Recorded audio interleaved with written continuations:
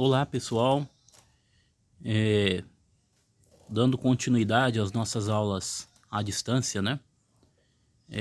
Quero aproveitar o momento e pedir para vocês, né, focarem nesses períodos de estudo com o caderno, façam um cronograma certinho, uma parte do dia destinada a sentar e estudar o caderno, a resolver todas as atividades.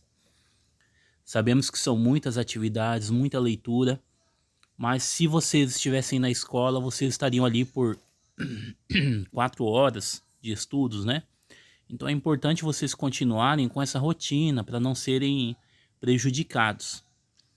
O que a gente está propondo de atividades aqui é só para nortear vocês com relação aos conteúdos que a gente tinha de previsto para estudar em cada bimestre. Mas precisa que você crie aí na sua casa uma rotina de estudo, tá? Para que você não seja mais prejudicado. Sei que as aulas à distância não é a mesma coisa, estando ali com o professor ao lado, explicando, detalhando cada pontinho e tudo mais, né?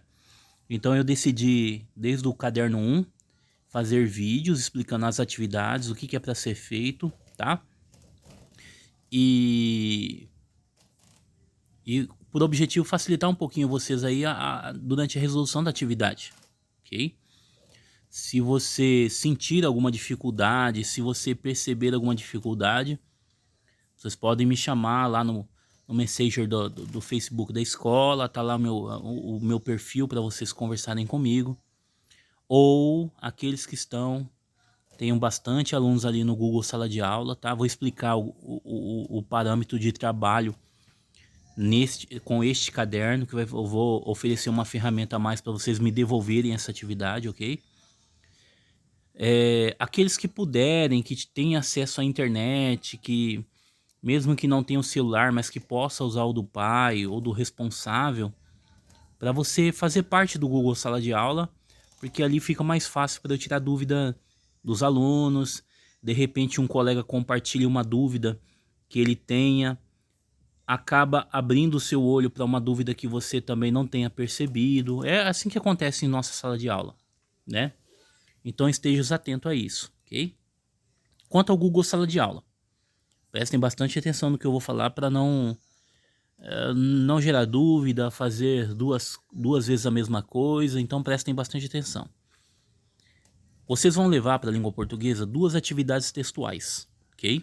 Leitura, compreensão textual e responder as atividades. Você poderá resolver no caderno, tá?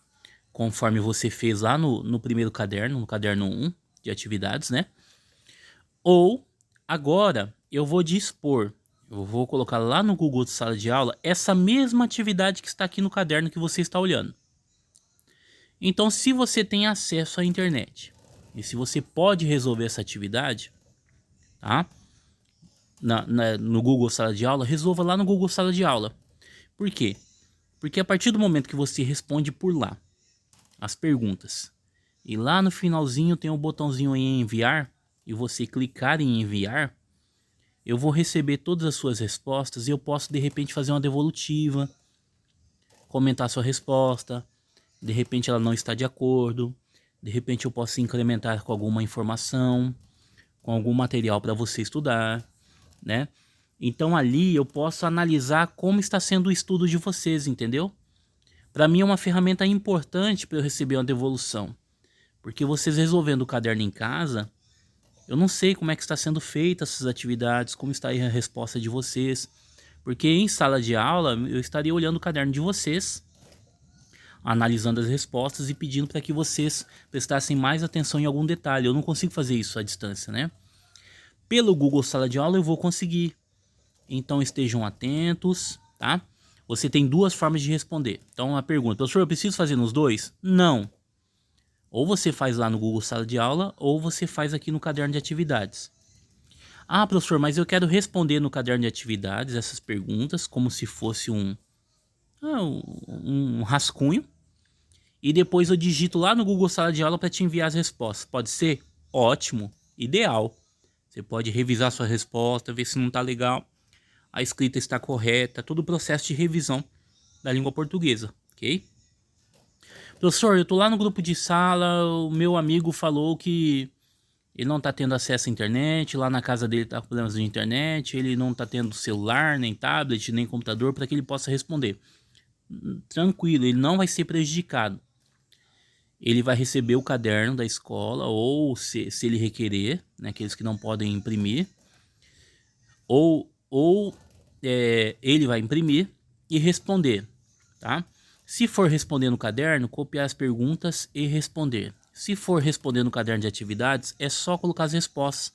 Já tem a linhas destinadas à sua resposta, tá vendo? Tá? Então aqueles que não têm acesso e não estão lá no Google Sala de Aula, resolva o caderno impresso. Aquele que está lá no Google Sala de Aula, está tendo contato comigo por lá, resolva a atividade lá, ok? Para que eu possa fazer tudo o que eu expliquei para vocês que a gente tem como ferramenta para dar uma devolutiva a vocês, ok? Então vamos lá. Vocês vão receber 2 textos, tá? Origem das Estrelas e, bem aqui no finalzinho, a criação do mundo. São 2 mitos indígenas. O gênero textual do tipo mito é um tipo interessante. É uma narrativa, ou seja, que se dispõe a uma sequência narrativa, uma sequência de uma história com começo, meio e fim. Vale lembrar que mito, ele sempre é inserido na nossa linguagem com uma necessidade de explicar algo que a ciência não conseguiu. Então os mitos, eles existem desde o tempo em que o homem não tinha muito conhecimento científico. Ele tinha necessidade de explicar alguma coisa que ele não compreende. Como não existia ciência para lhe explicar isso, o que ele acabou fazendo? Criando histórias, simbologias, né? Para explicar a origem de algum elemento, a origem de alguma coisa, ou como surgiu algo, né? No caso, o primeiro texto aqui é a origem das estrelas. É um conto indígena, né? Como os índios, né? Eles têm mais acesso à questão da simbologia, maior crença sobre a simbologia. Então é normal a gente encontrar esses tipos de textos na cultura indígena. Então por isso que eu escolhi os 2 textos para colocar ali para vocês. Segundo, que trabalhar com um texto narrativo ele é bem mais fácil para a compreensão textual. Então você, sem a ajuda do professor, vai acabar sendo um texto mais fácil para você trabalhar aí, tá? Mais fácil compreensão. Não quer dizer que vai ser fora do nível de vocês, muito pelo contrário, tá? Ele está escolhido certinho a sua faixa etária, a sua aula. E leiam e se atentem à questão da simbologia, à questão da narrativa, a questão da sequência de fatos, para você compreender e conseguir resolver tranquilamente suas atividades, tá? Então, se durante o texto, é igual eu falo em sala de aula, você vai perceber algumas palavras que você não conheça. Então resolvam, né, essa atividade, se você puder, pesquisando o sentido das palavras. Que quando a gente não conhece o sentido da palavra, interfere muito na interpretação do texto. Por exemplo, ó, eu tenho a palavra debulharam, né? Eu tenho aqui também taquaras. Você consegue deduzir o sentido dela na leitura do texto, no contexto da história. Porém, é bom que você pegue e faça pesquisa dessas palavras para que você possa compreender, ok? Eu não vou fazer a leitura, eu espero que vocês consigam ler e compreender. Os textos que eu escolhi, a maioria, né, é uma ou outra palavra que talvez você precise pesquisar. A maioria já faz parte do vocabulário de vocês, então vai ser de fácil compreensão. Não é complicado se fazer a leitura, tá? Mesmo assim, se surgir qualquer dificuldade, eu estou ali para ajudar vocês de qualquer forma, ok? Então leia o texto, né? Lembrando que toda sequência narrativa tem começo, meio e fim, né? O começo, como se iniciou o mito, o que desencadeou o mito, né? Meio quer dizer o desenrolar, o desenvolver dessa história sobre o mito, né? Como ele se desenlaçou a sequência dos fatos, certo? E o fim é o encerramento, o desfecho, como acabou a história e como ficou preso à história esse mito, ok? Então são perguntas que você vai ver aí, certo? Que não, digamos que está com um questionamento de informações explícitas, ou seja, aquela que você busca no texto e vai achar, ok? Ela está ali exposta para você. Não precisa nem muito entender nas entrelinhas o que o autor quis dizer, ok? Então lá, revendo o primeiro parágrafo, é possível determinar em que tribo e em que época aconteceram os fatos narrados. Então, isso é apresentado na introdução da história, então tá lá no começo do texto, é só buscar informação, ok? Se atentem quando são duas perguntas, tá? Olha, o exemplo da primeira questão. Revendo o primeiro parágrafo, é possível determinar em que tribo e em que época aconteceram os fatos narrados? Nossa primeira pergunta. Por que a segunda pergunta? Quando a gente tem ali duas ou três perguntas embutidas na mesma pergunta, é normal a gente receber a resposta de uma só. E a questão segue incompleta, tá? Se atentem para isso na hora de resolver suas atividades. Ainda no primeiro parágrafo, o que é possível descobrir sobre a organização social de uma tribo, em uma tribo, né? Ou seja, de que forma que é organizado ali o lar de uma tribo, como é que funcionam as coisas ali naquela casa, né? Dentro do texto você consegue perceber como que é organizado culturalmente para funcionar a casa de uma tribo, digamos assim, casa, né? A casa de alguém que faz parte de uma tribo, ok? Tem uma sequência hierárquica, você vai perceber lá no texto.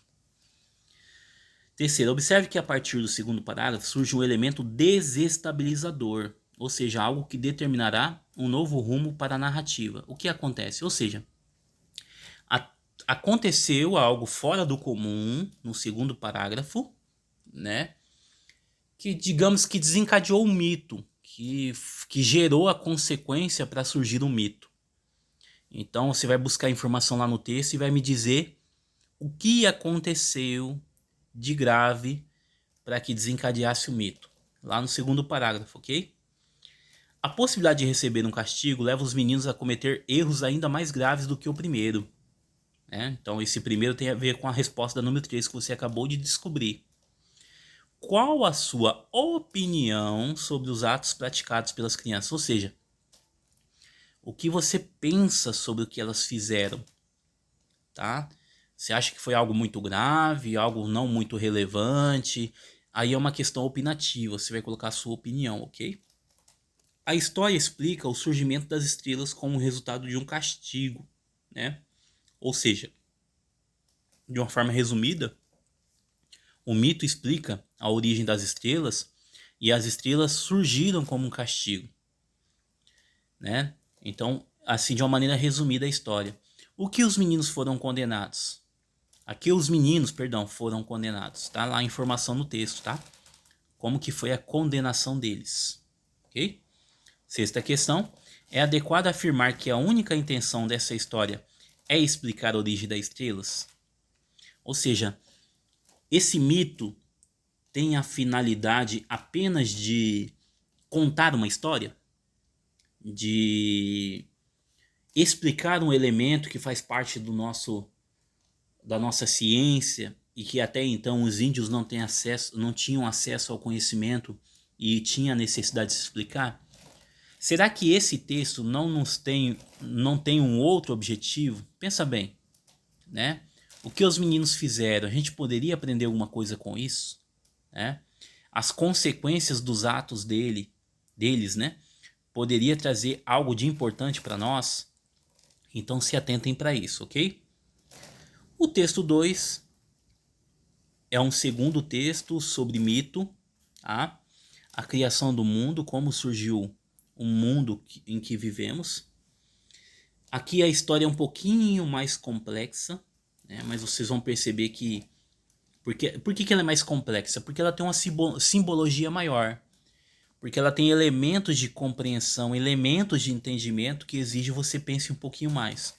Mas não está muito mais difícil do que o primeiro texto. Preste atenção nos detalhes, nas palavras que vocês não conhecem, igual eu falei no primeiro texto, ok? Então nós vamos lá, ó. Questão 7, continuidade da numeração do outro texto, né? Por que os Carajás decidiram abandonar o local onde viviam? Né? O que levou eles a tomar a decisão de ir embora? Dentro do texto vocês vão perceber, né?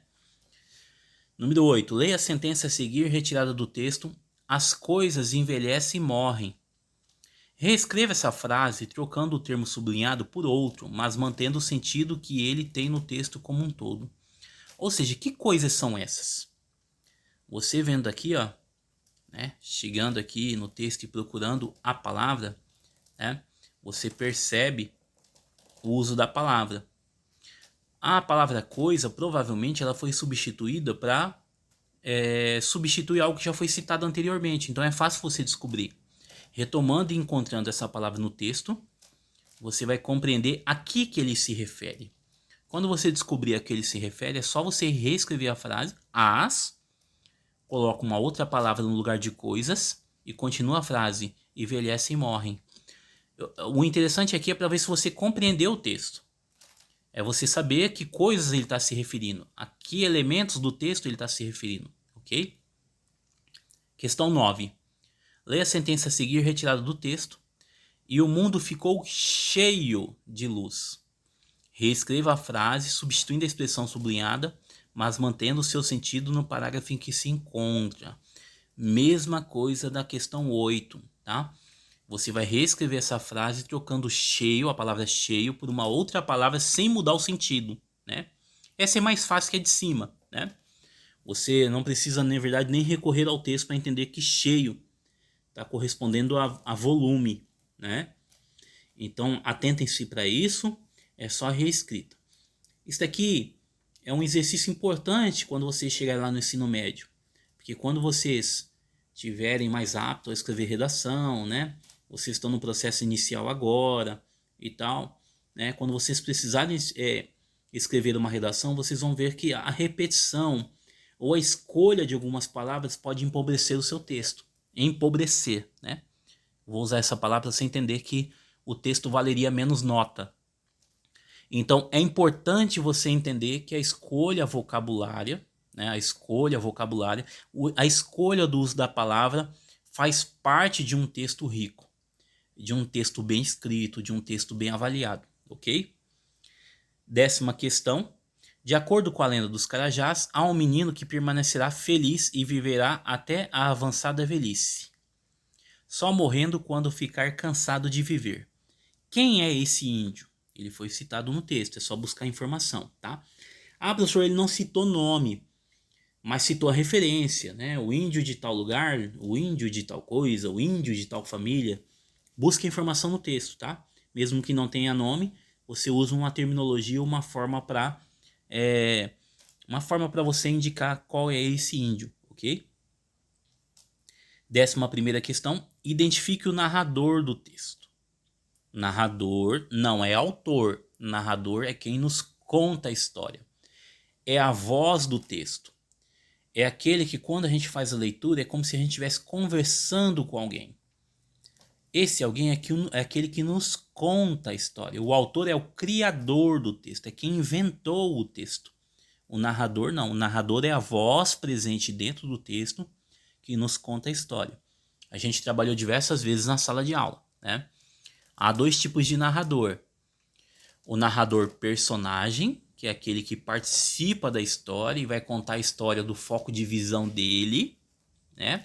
Então, normalmente, os verbos desse texto são em primeira pessoa, né? Eu corri, eu falei, eu ouvi, né? E eu tenho o narrador observador, que é aquele que apenas viu a história, ele não participou da história. Então, ele vai usar verbos na terceira pessoa. Ele correu, ele falou, ele ouviu, porque ele não está inserido dentro da história, ele só viu e conta a história, tá? Digamos assim, uma forma mais fácil para vocês compreenderem. As personagens do texto, ou seja, quem esteve envolvido na história, tá? Várias vezes praticamos em sala, Lembre-se daquilo que eu falei para vocês. Personagens são aquelas que tiveram uma atuação dentro do texto. Às vezes o texto só cita alguém lá dentro do texto, certo? Porém, essa personagem citada, ela não esteve envolvida na história. Ela é personagem? Não, porque ela só foi citada. Ela não esteve presente. Ela não teve uma ação ali dentro da história. Ela não teve um envolvimento dentro da história. Então você não enquadra como personagem, ok? 12ª e última pergunta. O que é essa história, a lenda dos Carajás, explica para as próximas gerações de índios? O que a gente pode aprender com essa história? Tem algo de interessante? Tem algum comportamento humano que a gente precisa observar para aprender alguma coisa com essa história? Né? Então você vê que os mitos estão envolvidos também com uma aprendizagem com um comportamento humano, tá? Com algo que a gente deve observar como consequência dos nossos atos. Então, por isso eu escolhi esse tipo de texto, além de ser fácil de compreensão, é de uma aprendizagem muito rica, ok? Beleza, pessoal? Então é o seguinte, enquanto você estiver resolvendo as atividades, vão assistindo o vídeo que eu estou postando aí para vocês, façam pausa, retomem a leitura, busque dicionário. É interessante que vocês, se você tem acesso à internet, busque outros mitos indígenas, né? Tem vários mitos que você encontra, mitos da mandioca, mitos da Vitória Régia, né? Então, as tribos citadas aí no texto são tribos próximos aqui da nossa região, mas tem outras, tem muitos mitos de índios da Amazônia, da região norte, por aí vai, ok? Qualquer dúvida, pessoal, é só me chamar, ou lá no Google Sala de Aula, ou pelo chat, ou seja, pelo Messenger do Facebook, que eu vou atender vocês prontamente, ok? Lembrando, durante o período de aula, tá? Então, nosso período de estudo é matutino. Às vezes você... Ah, professor, mas eu tô resolvendo à tarde, eu só vou mandar uma mensagem à tarde, beleza. Então, eu vou me programar, se for durante outro horário do outro dia, porque eu tenho trabalho em outras escolas, eu vou me programar para responder assim no nosso período no dia seguinte, ok? Abraço, pessoal, se cuidem. A gente vence várias coisas, mas o mais importante dela é a nossa saúde, tá? Não esqueçam de se cuidar, beleza?